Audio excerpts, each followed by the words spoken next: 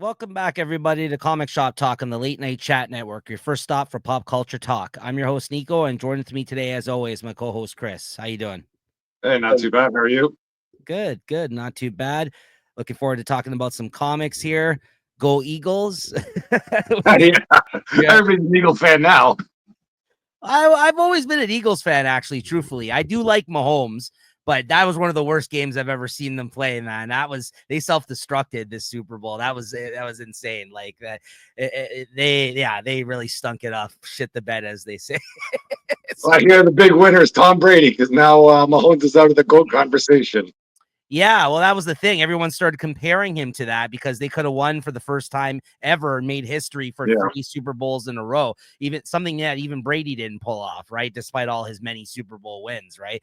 And yeah, I think he would have had like, is it 4 or 5 wins? I think he would have had at this point if he won last night. So yeah, so it's yeah, that conversation. Yeah, you saw him smiling out there. There's pictures of Brady as shit of an announcer as he is. I will say. Probably the only reason he was there, just in case he had to pass the baton or something, Yeah, exactly.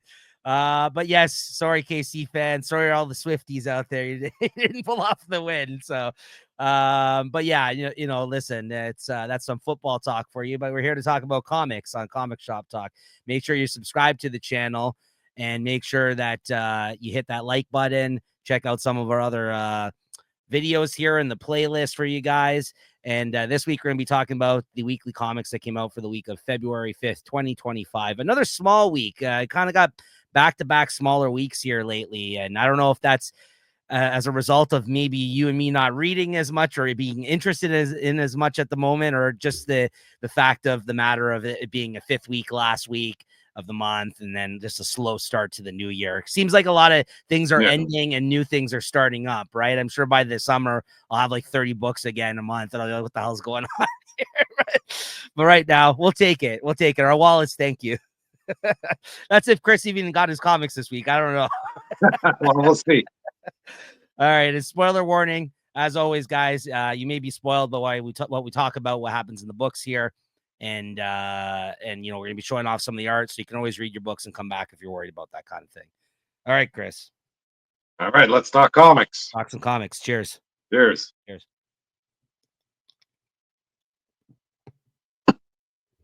All right. First up on the docket here today, the end of Chip Zdarsky's run on Batman. Batman 157 here comes through this week. It's got the A cover. I did get it. Okay, you did get your stuff this week. Okay, how many weeks worth of stuff did you get this week? I think last week is the one I caught up on most of my stuff. Okay. I still missed a few this week. All right. But got a few. But as for the end of Chip Zdarsky's run, when I was reading this, I just felt like Chip Zdarsky was just moaning and groaning throughout this whole thing there, like when Batman is talking about, all the stuff he's trying to do, and then the Court of Owls is, behind the scenes pulling all the levers and kind of messing up everything he's doing. I felt like, he could be referring to perhaps editorial or everything. I'm trying to do my best here, and just everything's, I'm getting sidetracked all the time, or you're getting the rug pulled out for me.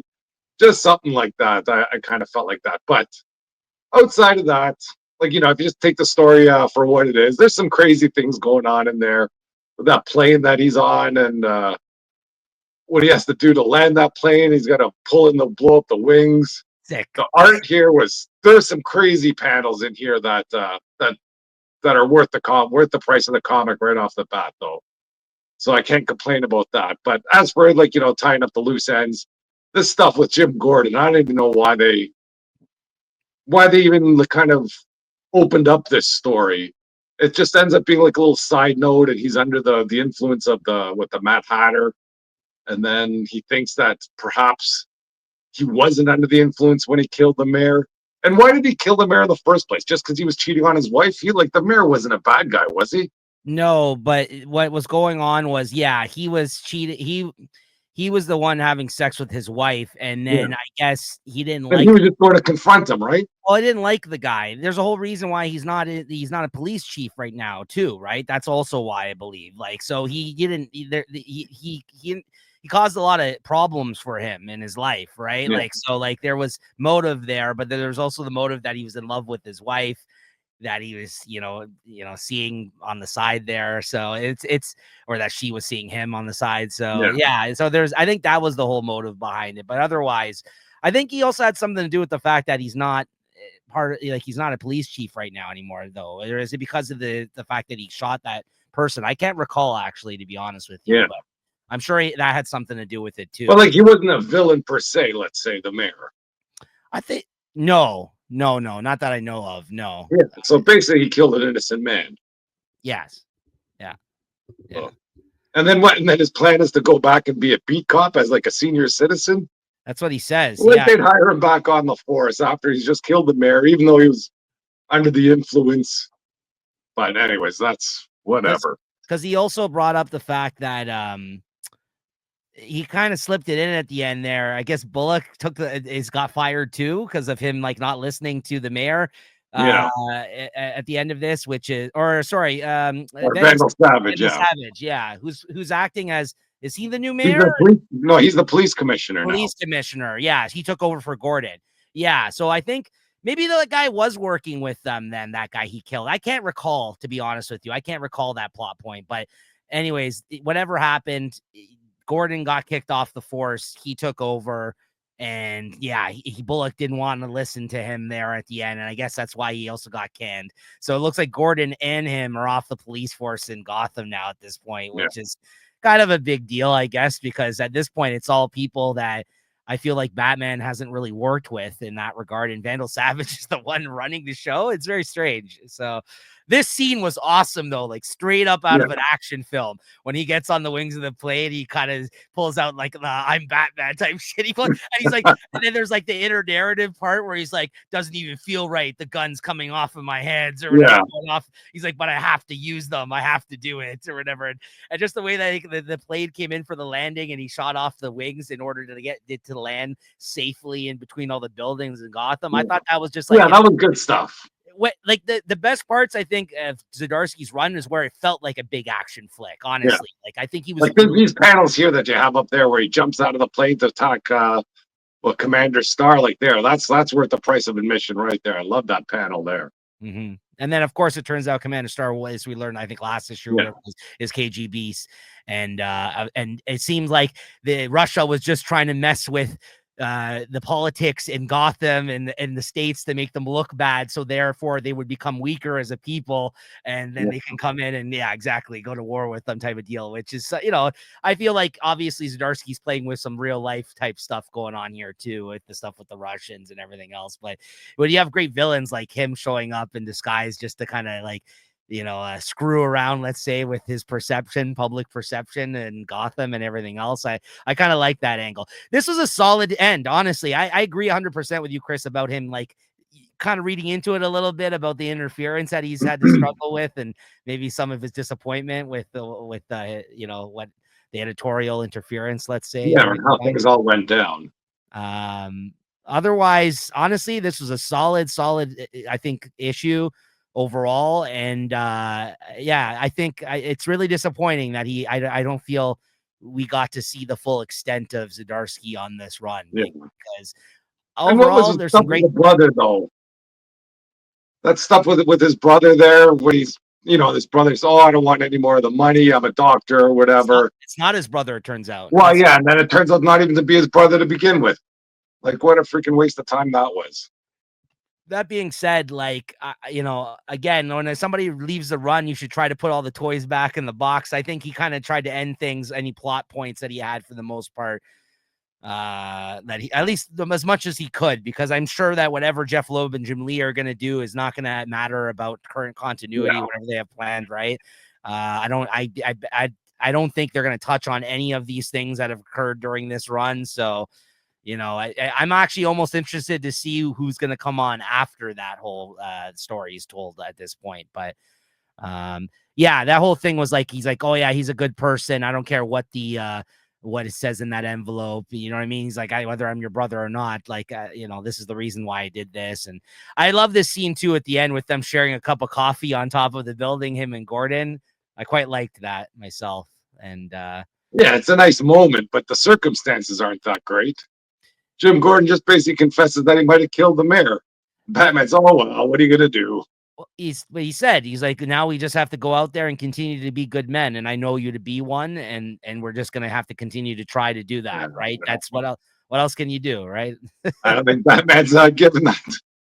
They should have had more of a Judge Dredd attitude there. Well, sorry, Jim.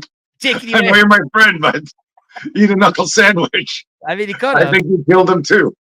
Well, that was the thing. You're right. That is the reveal that he said, though, because he said that he found out that the after effects had already, the serum or the Jarvis tech, it Yeah, had, it was knocked off while they were fighting. right. But then Batman's like, there's residual after effects, Gordon. All right, don't worry about it. Like that's why he was still under his influence. He's like, I'm not so sure. Like he wasn't convinced. Right, you're right. Yeah, And why even do that? I hear you. I mean, he took a beloved character and kind of, I get it. yeah. Like Just freaking turned him inside out for no reason. maybe he had a reason. We'll never know. Yeah, maybe he did, but they didn't give him time to finish it off. It's like, oh, I had this big storyline. Nope, can't do it. All right, here we Yeah. go. Yeah. I hear my pal. Good. Our boy though, Jimenez on art though. That was Yeah, really I can't complain about that. yeah. What'd you give this? The more I talk about it, the less I like it now, it seems. But I'll give it a 3.75.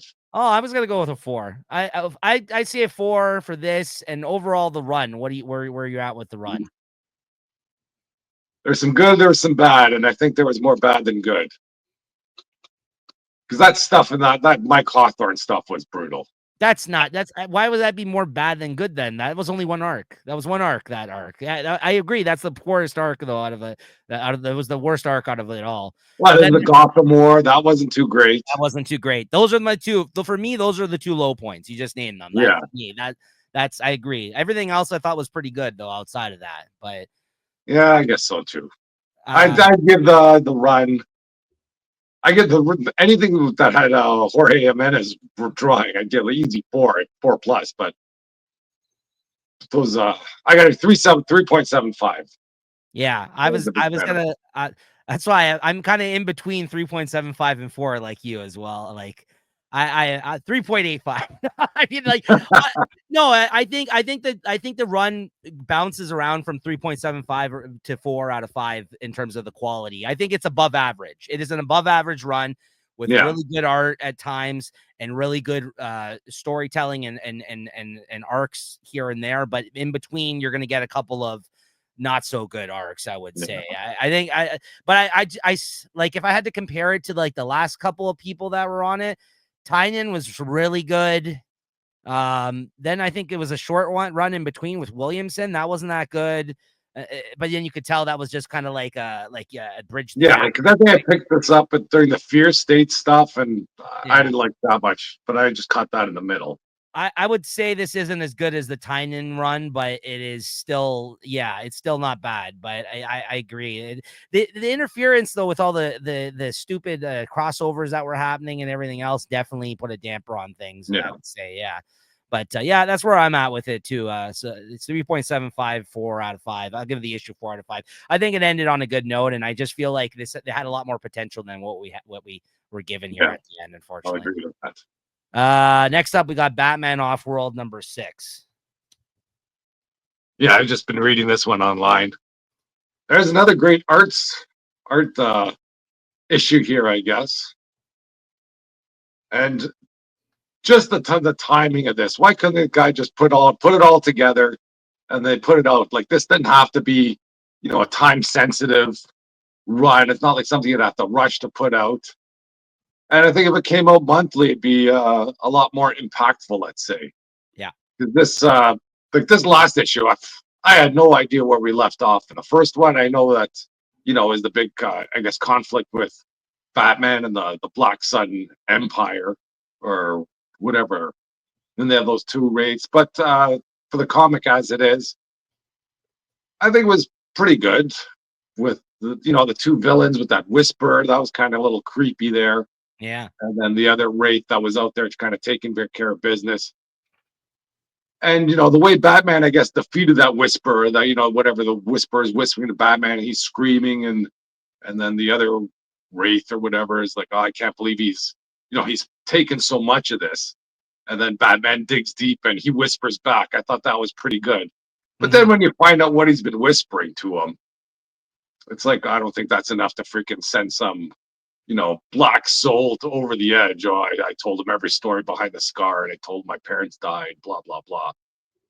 I don't think that's enough to make him go crazy, which in essence it seemed to make him do. And the other stuff with whatever what's her name, Ione or something, and the punch bot, that's all good stuff. And, I guess they shared a little moment, and then Batman got back to Gotham there to take out, I guess, the reason that he left, which I forgot in the beginning. Yeah. So yeah, I thought it was a decent ending to a decent story. Yeah, that was funny because I forgot that the whole reason he went on this space adventure quest there was to be able to defeat one of these aliens that showed up in Gotham. And this is like, this is kind of like still like Batman year 1, year 2 time or whatever. Like that's when the story I think was supposed to take place, where he kind of he traveled around the world and he's mastered all these things and ways of fighting. But yeah, it seems like Batman would have been gone for years for this story. right. And it looked like he was gone overnight or something. But then he came across this threat in Gotham that he couldn't handle because it was an alien species. So he's like, okay, I guess I need to go to space now to learn how to fight these alien species, which, is very Batman like to go to that extent. Like I respect it. I like it. It actually even reminds me a little bit of Dragon Ball, where Goku had to go learn that one telekinesis kind of move. He had to go to that other planet and learn that technique from aliens, and then none of the other fighters at that time were able to match his speed, because he went and learned this skill that no one else was able to acquire. For all your Dragon Ball nerds out there, but I'm forgetting the planet's name. I'm sure somebody yelling it out there. But anyways, that was the whole, that kind of reminded me of this, in a way, where he was just like, there's that one person he couldn't beat, and then he comes here and makes quick work of him after being in space for God knows how long. He's like, yes, mission accomplished. So he comes back and fights him. Well done. I know, he says I gave him 10 jabs and he was down. I'm just like, yeah, finally, there you go. All that just to beat up this one thug. and then there's the whole thing about the Tamaranian woman there being Batman in space now, representing him. It kind of, so I did like how it ended, but I think it definitely was affected overall by, like you said, the speed that this miniseries came out. And this is only a 6-issue miniseries. I feel like it took a year and a half to come out. So that being said, I probably will pick up the trade of this. I did like it. I thought it was a good Batman story overall. The art was solid. It just took forever to come out. Doug Munch, the artist, is not fast, clearly. So I think overall, though, it's definitely worth something checking. I think if I read this all in one chunk, I would think even more highly of it, honestly, because it started off slow, I remember, and then each issue I kind of remember getting more and more interested in this story. Yeah. And then this ending kind of, I wouldn't say it fell flat, but it kind of stumbled to the finish line, let's say, a little bit with it took 3 months for this one to come out. I feel like this last issue. So what'd you give this? I'll give it a 4. Yeah, I still did like it. Yeah, I'll give it a 4 out of 5 as well. All right, next up, we got Absolute Superman number 4, Chris. I think we're both just reading this digitally now, or we dropped it? Yeah, I dropped it there. I think you had it on my box. Sorry, you had it pulled. I thought, I think I'm out of this one. Yeah. So I didn't want to take it in case somebody else pulled it, because I didn't have it on my pull list. Yeah, we're actually a great issue, though. Yeah. I was gonna say none of the history back on Krypton. They should have started the series with this issue, and then you could have worked backwards from what was going on here. Just what's that? They have the stuff with the Peacemaker. I thought that was interesting. I guess the actual, not just like the Peacemaker as a group. The one guy, what's his name? Chris something or whatever, and he's the Peacemaker in their main universe, right? Yeah. And the stuff with the Omega Men, I'm not too familiar with them, but there's that Omega Prime and the other one. They seem to be having some sort of issue going on, and they're trying to recruit Superman, I guess, to their cause. And Lois Lane kind of floating around trying to figure out what's happening. I thought it was good stuff, and the art seemed decent too. Yeah, they're definitely kind of leaning into this whole like the revolution of the people of the underclass type folks too, with the whole Omega Men thing and like the whole like it's very apparent that it's a whole story about government versus its own people, like Yeah. type of deal, right? That's going on here, and like you see kind of like the Jimmy Olsen character in this, and Oh yeah, Jimmy Olsen's there. you're getting a lot more information now on like who the Lois Lane is of this world. Like you said, 4 issues in, and I feel like they should have got here a lot sooner. I agree with you. This was a good issue. Yeah, but I still don't think it's going to make me want to go pick it up. But you know, I'll probably continue reading it at least for now. I was going to say we're talking about back-to-back Jason Aaron books here, actually, because he also did Batman Offworld. Yeah. And at the start of this issue, the one thing I didn't love about this, though, not to say that he's the only one that's done this before, but we kind of got like this opening thing was like it was like I'm like, is this a Tom King comic now? What's going on here? Freaking Tom King special. Because I'm like, oh, it looks like I mean, Bendis was one of the first people I ever saw when he did all the talking head type stuff back in the day, like some of his Marvel stuff, but the way that like it just felt like some of the conversation and the way that this panel break, because it's like he's known for this, Tom King doing his books kind of like that now, right? So like I was like I thought I was reading the wrong book for a second when I started reading this. I'm like, oh, this is Tom King. I mean, wait 6 pages easily. No problem. I got it. But then like a bunch of things happened this issue, and I was like, oh no, this isn't Tom King. This would have been like only one thing would have happened this whole issue. It would have been drawn out. No, I agree with you. Good issue. It wasn't bad. I'm definitely more interested in seeing where this goes now. I will say that, but yeah, I don't know. I still think it's my least favorite out of the 3, but things are happening finally in here. Yeah, finally things are happening, and all that stuff with his past. This really has no effect or no reason that Superman the way he is now. So I thought that was all a waste, but. Oh yeah, and then these people ended up killing a bunch of people, like which is not going to look so good for them. There, they actually. Well, I think that was the Peacemaker. Yeah, whatever his name is.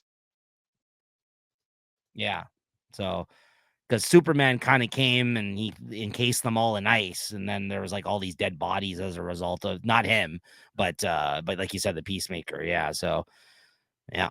So what'd you give this? I don't know. The more I talk about this one, the more I seem to like it. I give this a 4.25. Ooh, I'll go 3.75 on this one. Next up, Chris, you got Power Man Timeless #1. I'm not sure even what happened to this one. I kind of just read this because I read some of the Timeless one from last year. I think Power Man was involved. And this had nothing to do with any of that stuff. There was no, there were no sneak peeks or anything. This is more of that story of this whatever Power Man, and he's got the basically I think he's got a whole bunch of powers combined, and where is he? He's just floating through space now in the void. I don't know. It's all these sort of celestial type of enemies there. It wasn't great. It's even hard to explain what happened in there. Half the time I think all this stuff here is when he was sort of in the void or something, and somebody's trying to protect him. It's crazy stuff. I didn't like it at all. I'd give it a 3.5. That's all I got to say about that. Who wrote that? Is it Al Ewing? Because it looks like something Al Ewing would have wrote. I don't know who wrote it. Oh, you know what? I think it's those two. Oh no, it's Colin Lansing. Yeah. Colin Lansing and Kelly Colin, whatever. Kelly Lansing, whatever. Yeah. All right. Next up, we got Batgirl #4. I'm still quite enjoying this. I like this book. It's good. I'm definitely gonna pick up the trades of this. Yeah, I mean, at this point, this whole thing with she's like, she's been teaming up with her mother this whole time, and in this issue, or I guess at the end of last issue, her mother met up with a bunch of other contacts that are like people from the League of Shadows, and she's trying to decipher this whole time on who she should or should not trust as a result of aligning with her mother on like the current issue that they have at hand with these ancient warriors that are attacking her and her family. And one of the Al Ghuls is here, who's actually Talia's older sister, who is thought to be dead years ago, who I'm not as familiar with, but I think like it happened either in an older Batgirl series. There was like one of those editor notes, and they mentioned that she had thought she was like, they thought she was dead in some series from years ago. So the fact that he kind of brought her back in this, I don't even know her name. She's another Al Ghul though. So she showed up in this, which was kind of cool, and it explained that little bit of history between them. And yeah, Cassandra, I just think it's a good characterization of Cassandra Cain in this. There's some good action, some good mystery and intrigue, and I like it. I kind of like the pacing of the story. By the end of this, they kind of, again, those ancient warriors show up and mess up a bunch of them, and Cassandra, her mother, gets taken, so she has to jump on a motorcycle at the end of this with one of the other people there, who they kind of zip off and get away, and she leaves that Al Ghul person behind, and she's off to, I guess, help her mother, save her mother, and she's kind of still caught up in the middle of all these people she normally wouldn't fight alongside or trust as a result of this thing with her mother. But she felt like there's some moments in this where her mother is starting to become very vulnerable towards her, and like and she's coming off a certain way, and she's actually thinking of her more as a human being instead of like just like a crazy warrior that she is. And then meanwhile, you read Black Canary and she's whooping her ass in in that one, right? In this one, she's kind of, you're seeing a little bit of a different side of her, right? Cassandra Cain's mother there. So kind of interesting. Lady Shiva there. So I give this a 3.75 out of 5. I like the book. It's good. Birds of Prey number 18. Did you read this one? Yeah, I read this one here. I kind of enjoyed this issue as well. It's more of a grounded story, let's say. They're not popping through dimensions or doing anything crazy. It starts out with Black Canary tree or sparring with, I guess, Sin, and they find out that some unknown group of assailants are kind of stalking her, so they kind of set up a trap, and they decide it's just going to be Sin and Black Cat to go there. They end up at some cabin, and they got that other side story with Barda and Batwoman or Batgirl. I don't know what her title is in this, but and I kind of like the relationship between them too. They say they're playing some video games and they get called into action with Constantine, so that's good stuff. And yeah, there's nothing bad to say about this one. It was a good story, and it's something to grow on, let's say. Yeah, I like this a lot too. I agree. I think that, again, we're 18 issues in. Every time I look at how many issues of this that we've had so far, I feel like this should have been a much more substantial run, to the point where, like, we've progressed along to a certain degree of growth with these characters or story. And I feel like we haven't really seen that much, let's say, like you said, they're spending too much time in other dimensions and with the Amazonian storyline and everything else. And I just don't feel like we've had like a lot of like, smaller kind of missions for these guys as of yet. And I feel like hopefully this is the start of a little bit more of that. Kind of seem like that in this issue. And then also, yeah, I mean, they're all separated, they're all doing their own thing. And I honestly, I've liked the relationship that's developed between Big Barda and Cassandra in this, and like, Black Canary and that other woman, I always forget her name, the one that's got that being inside of her now.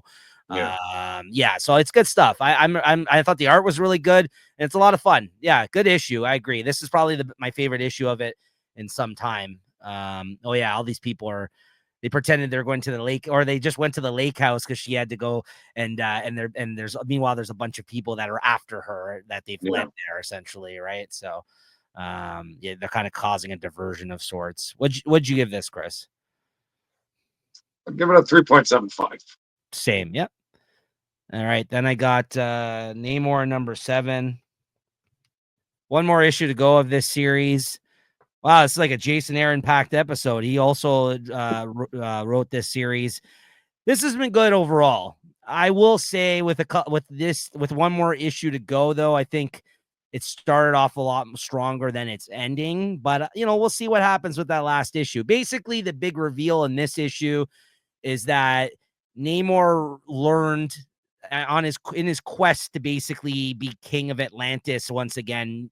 Even though he doesn't want to be king, he feels like nobody else is worthy enough to take on the title and of that, and in this one he learns the secret, because he kind of goes on like one of these like vision quest type deals in order to be able to be worthy king ruler. He basically they show him he has some visions of some stuff that happened in the past with Atlantis, and he basically learns that King Neptune there, the person that they all look up to, essentially like their god, essentially the person that made Atlantis essentially what it was, apparently was the dude who created a catastrophe of sorts for everybody to worship him, a false prophet of sorts, kind of. So what they think of this guy apparently is not the case, and that's like his dirty little secret that he's going to reveal to them, it seems like, at the end of this, because he's just learned of this. And therefore, they all are living in this area that's built off of lies, essentially. Like, it's almost like, hearkening back to maybe stolen land type shit, right? Like that happened in real history, right? So it's not that he created basically an avalanche that destroyed a bunch of their of Atlantis and something, and then he kind of came to their aid, let's say, and made himself look like, he's the one who saved all these people, and then became this person that they put in power. But meanwhile, he's the one that created this issue to begin with, right? So it's kind of interesting. That's the swerve that happens in this issue. Leading up to this issue, it's just been Namor facing off against every single one of the people that wants to get the throne, and they can't outfight him, outwit him, can't beat him, can't best him. It's Namor, right? So in this issue, once again, they try to take him down. They don't succeed. He goes on that vision quest. He learns of this dirty truth. And at the end of the issue, I guess we'll see what ends up happening with the finale next one. Like, I think he's ready to reveal this thing to them at the end of this issue. And I don't know where that's going to put everybody at odds with one another, or if they're just going to accept him as the person who or if they're just going to disband Atlantis altogether. I don't know what's going to happen here. So it's definitely politics of the sea, Chris. Right? So, great.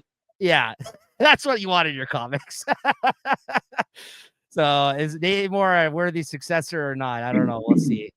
Yeah, this is the scene here where he's like, I saved all of you. I'm King Neptune. And they're like, oh, of course, let's worship you forever.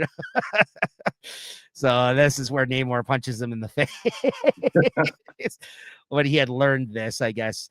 I think it's something he had known, but he had just never revealed to them or something like that. So, yeah, 3.75 out of 5. Overall, though, like I said, with one issue to go, we'll see. It's going to be a lot for him to pull off a really good ending, I feel like, here, because he just introduced this part of the story with one issue to go. So whether or not Namor is going to be king at the end, it seemed like to be the story this whole time. But now I'm like, does it even matter now? Like, it seems like he doesn't want it, right? So it's strange. All right, JSA number 4. Not much to add about this. Oh, I got this nice Riley Rossmo Sandman cover. This is just one of those issues that's just moving the story along, I felt like. Still enjoying Jeff Lemire's story on this, but I think I might be switching to trade on this, that being said, just because I think the pacing of it isn't ideal for me to continue to pick up and read an issue for him. So I'll probably just continue to read it digitally. But I think this is a really good JSA story. He's still slowly going through and introducing all these different legacy type characters that are up against like this group of villains now in the story. And they're definitely tampering in all of their lives individually and as a team. So interesting stuff going on here. But again, there's a lot of characters that are still new to me that I'm not as familiar with in this story. So if you have a very good knowledge of the DCU, then, and especially the older characters, like the legacy ones, I think you get even more from this than I am right now. I'm still kind of learning my way through some of these guys, but you do see some familiar faces, like, yeah, Blue Beetle's there, but like this Dr. Midnight, his daughter or whatever that's in this, I don't know. I know him. I don't know her. So I don't really have a connection to these people. Right. So it's, I think this is it Vandal Savage's daughter? I'm not sure, but anyways, it's okay. I give this a 3.5 out of 5. I still like the series, but I think I'm gonna be switching to trade on this one for instead of picking up single issues. And finally, Wolverine number 6. Again, not much more to add to this, Chris, as we wait for that oversized, what is it, 8th issue that's coming out with the Daniel Warren Johnson story. Yeah, and everything. Probably going to be 3 pages. Yeah, probably. Yeah, I mean, that adamantium there, like it gave him like these visions last issue, and now he kind of knows that the adamantium is the source of like what's kind of driving these people and infecting these people's minds that have been attacking him. All these people that have some sort of a relation to adamantium, and then Laura Kinney there. Laura shows up in this. She shows up. Nightcrawler's here, of course, now with him, and we still got that Wendigo, the one that has the kid in him, that's on the part of the team now, I guess, so to speak. So yeah, in this issue, the big reveal is that one of his biggest, oldest villains shows up here again with all of the people that are infected by this whole adamantium business in order to take him down at the end of this issue. I forgot his name again. He's like a long standing Wolverine villain. Let me just get to the end here, and I think it's gonna say his name here. Romulus, that's who it is. Yeah. Romulus shows up at the end here, and if you've read a lot of older Wolverine comics, you might know who that character is. If not, I guess it's a big deal. He's shown up. We don't really see him all too often these days. So he's there with all of these other people that had the Deathstrike, all the people that we see, Cyber, all the people that have been attacking him up to this point have come back, and now it's going to be like him against all of them next issue, it looks like. So that's the big thing, but still very basic run-of-the-mill Wolverine story being told. It's not that it's bad, it's just that it's nothing that exciting. It's kind of boring and straightforward. So I would give it like a, I don't know, I give it a 3.25 just because I'm not as interested in the story being told right now. It's nothing again inherently bad about it though. I don't know. It's hard to say about this one. Well, I was looking back at remember Spider-Man during that Beyond era where Spider-Man was in the hospital. Yeah. And that one issue that we really hated, or at least I hated. No, we both hated it. Yeah. Guess who wrote that issue? Was it him? Shut up. Yeah. What? I think it was. I looked back and, like, I wasn't looking for it, but then I saw that issue. Then, I was looking at the cover and going, this was garbage. Then I see the writer. It's that Saladin Ahmed. Yeah, Ahmed, yeah. Who was part of those 4 writers on that run. Yeah. Wow. Well, sometimes you look back and you see, oh, wow, that was a writer that I really enjoyed. Then you see something on. I liked that issue back in the time. Wow. This is the exact opposite. I just don't think I'm into his stuff because like Daredevil was a big flop for us. Now Wolverine's been a big flop for us. That issue was bad. Yeah, I don't know. So I'm not a fan, I get apparently. So, anyways. All right, Chris. Ultimates number 9. Ultimates number 9. One of the other issues I got. Where is it? Oh, there it is. Yeah. Got the A cover. Boy, they do Power Man hard in this story here. First, he gets arrested as a little boy or as a kid. Yeah. And it seems like on some baloney charges. And then it's like, I think in the beginning they say, what's the sentence? Oh, it could be a year to life. It's like, what kind of range is that? Then I know, I guess he's talking to one of the prison veterans. Yeah. And he goes, yeah, well, don't worry, kid, it'll be a year. And then just through the years, all he does is seem to get beaten up the whole time. I'm not sure where he gets his power, or does he get his powers before he meets up with Iron Man, or no? Yes. Yeah, I'm not sure how he gets his powers there, but then I guess once he does, then things start to turn around for him. But that one scene where they're breaking out of the prison and everybody's just flexing, and that's their sign of revolution, I guess. I thought that was kind of a little bit cheesy. Yeah. But otherwise, yeah, this wasn't my favorite issue.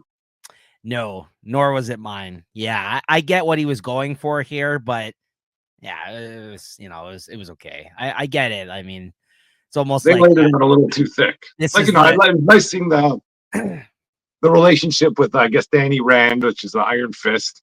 They seem to be always interconnected. So, that's good for the story, but they spent a lot of time just watching Power Man get beaten up. Yeah, I felt like this was the issue where he's like, this is the oppressed black man in the penitentiary system, in the jail system, essentially, that has to deal with all this hardship, and this is what made him into this strong, like, you know what I mean, like, person to be able to, like, that's kind of what I felt like, that, like, the the angle was here of this, right? Like you said, he kind of continued to get beat on in prison and have all this shit happen to him for him just to break out of his chains, if literal chains in this issue, and basically become the power man that we know, I guess, and take on Stark's offer there, basically, I guess, to help out in this whole resistance kind of thing with the, like you said, it's kind of like he was freeing all the prisoners in this, but like, I mean, not even taking it from his perspective as like, you know, like I said, like the black character in this, like it seemed like everybody in that prison was just wrongfully there. Like it's like it was like you said, like when he got put in there and when they said, oh, it could be 1 year to life, I think I was like, I don't even know what you're like, why you're going to prison. Like it was just like, it was like they didn't even know, like they had no details. Yeah. They were just locking this guy up, right? So I mean, like, and then it seemed like, yeah, it was like a prison riot almost at the end there, and he was trying to like free people, and you know, and I guess, yeah, they're now taking back their I think Iron Man puts the offer to him and he says, no, I'm gonna go back to prison and try and help everybody, which I don't know how he would do, because now they know he's Power Man. It's like, well, that's why it shows in 2024 he was given the offer, and then in 2025 this is, and it's kind of cool because they do like a classic, like almost like homage, like kind of cover of like the old. This is not so cheesy. Like, it's okay, I can understand Power Man doing it, but then we see everybody else in the background, right? All power to the people, Chris. Yeah, it was a bit on the nose. Yeah, absolutely. It's just like, it's like, okay, I get what you're doing. Yeah, isn't that the shocker sign that they're giving up in Hunger Games too? And that's what he does. Whatever that thing is, yeah. Is he gonna whistle a song too? Yeah, so that's so that's basically what happens here at the end. They have this like whole thing where he's got the like he's old school Power Man coming back to the prison to like power to the people, break everybody out, right? So yeah, and then, you know, it ends on the fact that Tony is alive and he might be out of his coma or whatever. He's been in this whole stasis kind of thing like the last couple of issues, but it looks like I guess a couple months have passed by now that he's been in this in this thing, and it looks like he opened up the eye at the end there after She-Hulk talked to him a bit, so he's back in the mix, it looks like now. So what'd you give this? Yeah, I gotta give it a 3.5. Yeah, it was my favorite issue. Avengers 23, Chris. Well, now this was a fun issue. Fun. Yeah, the stuff with Black Cat in there. She's been all over the place. Actually, I think she was in Scarlet Witch too. I read that one. I forgot to tell you. Okay. And yeah, this one here, I thought the art is great. You know, they kind of go into the reason why Black Cat is doing this with Kang, and she pulls a few swerves.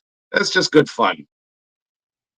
Yeah, it's a Black Cat caper with Kang, and it's her up against the Avengers. Good art. I already know I love Jed MacKay's voice for this character, and kind of like this felt like Jed MacKay writing that Black Cat series again. Honestly, it was a lot of fun. And even just some of the other things that happened, like what's that word? I don't know. I guess I know who they ran into, but they all kind of manifested, like, you know, maybe their deepest secret or something, and then Iron Man turns up with a Captain America uniform. He's like, oh, I don't like this. And then he's fighting the team of bad people that are fighting there or that they're up against, and it's like a baby. Just some crazy stuff going on here that was a little bit over the top and fun to read. Yeah, absolutely fun to read. I had a good time with this one. And I mean, as long as he wants to kind of include her in these type of stories with the Avengers, I'm all here for it. Yeah, I just, like I said, this just reminds me of his Black Cat series. I mean, it's basically just him revisiting that. I like how Black Cat still wants to stick it to Tony Stark. Like she's just, you know, she kind of just, the fun thing in this at the end that they revealed is that she helped. The reason she agreed to do it is that Kang brought her back to her father, and her father, who was also a thief, who's dead now, part of a caper. She can actually team up with her dad and as a part of a caper for once. Like, and that's kind of sweet. I liked that because I know that was something that's, you know, she was never able to do that kind of thing, right? So the fact that that's the one favor she asked for from Kang, And it actually gives motivation to the fact is why she would do this in the first place, because even the Avengers are like, why are you teaming up with Kang? Like, and yeah, this is why, right? And then as his Kang's Armada comes at the end, and he's just like, does not look good for the Avengers because like his whole fleet or whatever shows up. And yeah, so I don't know how they're gonna get out of this one, but I'm sure obviously Black Cat will fall on the side of good by the end of this. Yeah, you're gonna pull another switcheroo. So Yeah. I look forward to that. It's good stuff. Did you want to talk? Oh, sorry, what'd you give this one? I'll give it a 4 for sure. Yeah, 4 as well for me. Did you want to talk about the new Scarlet Witch issue at all? I don't have the art, but would you want to mention it or just a quick? Well, I have no idea what's going on in the Scarlet Witch series, but I saw Black Cat. She was there, so I think she sneaks into. I guess Scarlet Witch has like a vault, like a secret vault of artifacts, and she just sneaks in there. She causes havoc, and then I think one of the big things that went down is Scarlet Witch tries to, whatever uses her spells against Black Cat and touches her, and I guess Black Cat still has that bad luck power, which seems to come and go, but I haven't heard it mentioned in a long time until this year, and then that kind of turns the whole world upside down. And then I think Scarlet Witch is got Agatha Harkness as a protege, and then she ends up finding some like crown of doom. So things are all awry in their pocket dimension. I don't know, warehouse or armory that she has underneath their potpourri store, whatever she has, wherever they're working out of. Right. But it was good stuff. It wasn't as good as this, but I'll read a good Black Cat story. What would you give this new issue? I give that a 3.5. Okay, I don't know the number on it, guys, but it's the newest issue that came out this past week of Scarlet Witch, which I read some of the last run before they rebooted it of Steve Orlando's Scarlet Witch series. It's pretty good what I read. So yeah, I think this is one I read in trade, so that's why I didn't check this out. And then a couple other things here I forgot that came out this week. You just had to add it to the rundown, Chris. I know one of them you probably read for sure. Yeah. Kea 25 came out this week. I read this. As always, good issue. This was like one of these standalone issues that comes out in between story arcs that he does, where he focuses the story on like different characters, usually like some past stuff that have happened to certain characters that are in the story.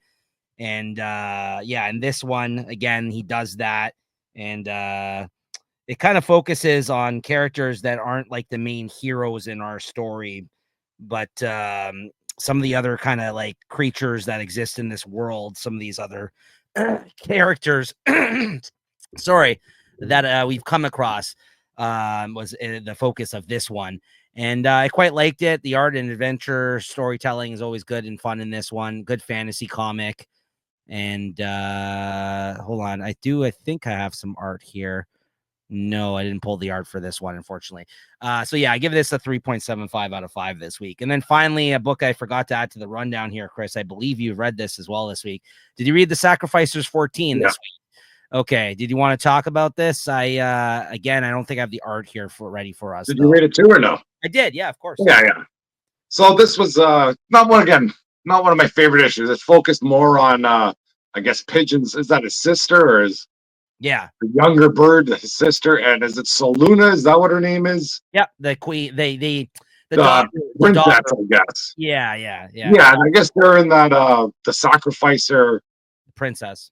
But most of the issue they're in that kind of sacrifice play world before they get stuck to the chair. Yeah, so Luna snuck in there essentially. She followed them there, and she's trying to save them from the fate that she knows will become of them as a result of being there. Now that she's against what's been going on, that she's learned the secret of what's been happening, right? Yeah. And I guess they follow around those kids, or she's following the pigeon sister and just kind of tries to keep the pigeon sister safe. And the pigeon, or she tells the pigeon, whatever you do, don't let me fall asleep. Because when she falls asleep, looks like venom comes out of her and just kills everybody. So that plan works for a little while until Soluna does fall asleep. And then that venom just goes to town on, I guess, whatever the people of that place are. And they have access, I guess, to the door, free access to behind the curtain, let's say. and that's where it ends off. Yeah, she springs all the kids out, and then basically there's a guy that serves her father that I guess that spore, as he refers to it, which is basically, like you said, like a symbiote that's inside of her. I guess he's the one that like he can actually see as a result of Yeah, I guess, yeah. so he gives her father the heads up of where she's at, what she's up to. By the end of this issue, you see him talking to her father, saying like, "Yeah, this is you're not going to like it, sir. Like, what I found out where your daughter is, but you're not going to like it because she's interrupting this whole process that they use to gain power and rejuvenation and stuff like from like and youth from these children, right? So she's actually." So now, like what we're seeing in the story is she's got a group of she's helping kids out, and so that Pigeon's taking out a bunch of these guys. So they're all going to come to a head. It seems like these guys that take out the common enemy. It seems. Yeah, it's almost like Game of Thrones where you just can't wait for all these groups to come together to do what they're going to do. But I'm more on the Pigeon side. I'd rather see his stories where he's badass, kicking ass, than this stuff here where she falls asleep and a monster comes out of her nose and kills everybody. Right. Yeah, I agree with you. Yeah. Yeah, it feels like, what is this? She's saving children, or what is this? An issue of the X-Men? No, yeah, but yeah, good stuff still. But I agree with you. This wasn't my favorite. Like in comparison to what came before this, the last couple, I like this one a bit less. But yeah, like after I read the last issue, I got to keep on reading this. Then after reading this issue, I don't need to buy this really. I can just read it, so it's not that bad. But overall, it's still good stuff. What would you give this? I just give it a 3.5 though. No, I'd still give it a 3.75. I still like it, but yeah, I usually give this book like over a 4, like a 4 or 4.25 type of areas out of 5. So yeah, for sure. All right, well, that's gonna do it for the books that we read and want to talk about this week, guys.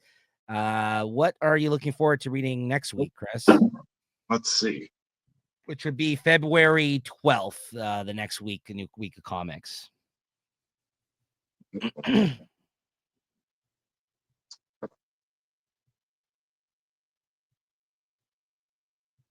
Nose deformed. I'm not sure if it's a big week next week either. It's definitely bigger than the last two for me. Okay, let's see. Out of Marvel, I got Amazing Spider-Man 67. I'll probably be reading X-Men 11. Well, I guess there's some big things going on. I got The One World Under Doom. Yeah. Read a preview for that. That's looking good so far. Magic 2, if I get it. Still waiting for Magic 1. All New Venom 3, I've been liking that. I'm not sure. I didn't pull it, but hopefully you might have some extra copies kicking around. And maybe Psylocke, see what's going on there. But that Cable, Love, and Chrome, I think I read the first one. That wasn't too bad. So we'll see what's happening with that. That's it for Marvel. Out of DC, Absolute Batman 5. Action Comics, is that 1083? I'll try and read that. Aquaman 2, I'll read that. Maybe this Green Lanterns Corp. Who's involved with this? Yeah, it's that Jeremy Adams guy. He's really taking the reins there in he's writing Green Lantern world. Yeah, writing a lot of those books. And Aquaman too, I believe, right? He's written new Aquaman, yeah. The DC versus Vampires, the World War V. I guess he just got a little interlude issue, The Darkness and Light. And that's it for that. And what we got for Image? Ooh, Transformers 17. Hopefully I get that. Geiger. Yeah. What is that? Geiger 11. And I don't know. We'll see what else is in there. But that's about all I'm looking forward to. A couple too, Chris, that you may not have saw there. Sorry, from Dark Horse. We got the conclusion of Where Monsters Lie next week. Oh, yeah, that's right. I was looking at that now. I got Monsters Lie and Jupiter's Legacy there, too. As well as the other Kyle Starks book that just started, Those Not Afraid, #2 comes out next week. Oh, as well. Yeah. Hopefully I see those around there. The other serial killer one he's doing. Don't like kids, like serial killers. So, yeah, So, yeah, those are all coming out, which I'm also reading next week. Where Monsters Lie, Those Not Afraid, and Jupiter's Legacy finale next week from Dark Horse. But things I'm picking up physical issues of there. We got Absolute Batman 5, Amazing Spider-Man 67. Creep Show as a one-shot just in time for Valentine's Day for you guys out there. Creep Show in Love one-shot comes out next week. DC versus Vampires, World War V. That's the Darkness and Light one shot that's coming out. This is in between, I guess, the next arc of 6 issues, right? 7 to 12 that they're putting out. Then Magic 2, nice Villa Lobos cover for that one. I'm looking forward to that. I'm hoping to get it. Moon is following us, number 6. That's been great. One World Under Doom, number 1. Very much looking forward to that. Transformer 17. X-Men 11 also got a nice Joshua Swaby Magic variant on that one as well. So hopefully I got that one. And then things I'm reading digitally, as I mentioned, the aforementioned Dark Horse Comics ones there, the Kyle Starks things, Jupiter's Legacy finale. I don't know if there's any other thing in DC. I'm just looking over DC stuff right now. No, I don't think, at least not for me. I don't think there's anything else from DC here. Maybe some other things from Marvel. Just quickly look at Marvel and Image. Bug Wars number 1 comes out next week. That's a new Jason Aaron mini series, and you know what? He's been doing a lot of great stuff lately, so I'm going to check that out. Mahmoud Asrar, who did art on Conan with him, is going to be the artist on that. It's a 6-issue mini series called Bug Wars, so I'm going to check that out. Let's see what else here. Geiger, as you mentioned, 11. So it's definitely a bigger week next week. Got some good stuff here. And then Marvel, I might check out all new Venom as well. I've read the first 2 issues along with you, so I might check that out. Oh, Deadpool Wolverine number 2 comes out next week too. I'm gonna check that out as well. I like the first issue of that, which I was not expecting. And does Fantastic Four come out? No, just that One World Under Doom. Yeah, I think that's about it though. Oh, and Psylocke, yeah.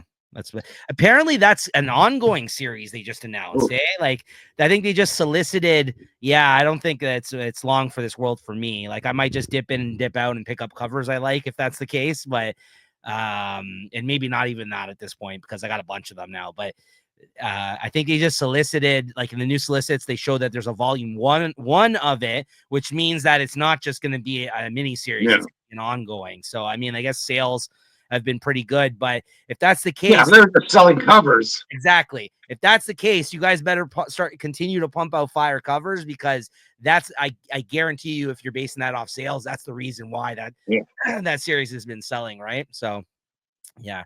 Sorry, excuse me. A lot of clearing in my throat today there. Yeah, I got some good ASMR, guys, of my sickness, of my yeah, it's great stuff. Chris has to listen to it too, on the other end. That's great. Sorry, I get it over a cold, and I guess beer doesn't help. All right, so that's going to do it for what we're going to read next week, guys. Chris, what was your favorite book of the week? I think it was in between Superman and Avengers, but I got to give it to Black Cat and Avengers. That was a really fun issue, and I think that's definitely in the running for me too. But you know what? Got to give it up one more time for Batman Zdarsky and on Batman. I did think this was a good end to his, like, it may not be the ending we wanted, because like we've said, we don't feel like he got to tell his full story here, but I thought this was a solid issue, had some great moments in it, and had Jimenez on art, which we were both a fan of. So yeah, I got to give it up to Batman one last time. I don't know how this whole Jeff Loeb returning Jim Lee story is going to do, so it might be a while till I give out that best of the week there to Batman. I don't know. I mean, it's one of those things where I hope that it's successful, but sometimes when you try to go back to the well, it's, you know what I mean? It's anything but what you wanted the first time around. And well, Jim Lee better bring it, because it's all on him. This is going to be all on art. The story, I imagine, is going to be garbage. Yeah, I mean, it is Jeff Loeb. He's not I've never read anything from him. Wow, that's a great story. He's always been paired with some great art, or a great artist, and that kind of elevates it. But we'll see. Yeah, I mean, he's the one writing Last Halloween right now, and that's just been like whatever. But there's been good artists every year, right? So I mean, that's what I'm reading that book for. So to your point, yeah, we'll see. I like Jim Lee. I'm not like the biggest Jim Lee like. Well, because we haven't seen anything from him in ages. That's very true too. Yeah, he's still good. I mean, I mean, I see him drawing online sometimes, and he's a great. Better bring it. Yeah, so we'll see. We'll see how it happens with that. But there you go, guys. Those are our favorites of the week this week. We'll see you back next week for a much bigger week of comics, it looks like, and another great episode of conversation about them. All right, Chris, thanks a lot, and we'll see you guys next time. Later. All right, cheers.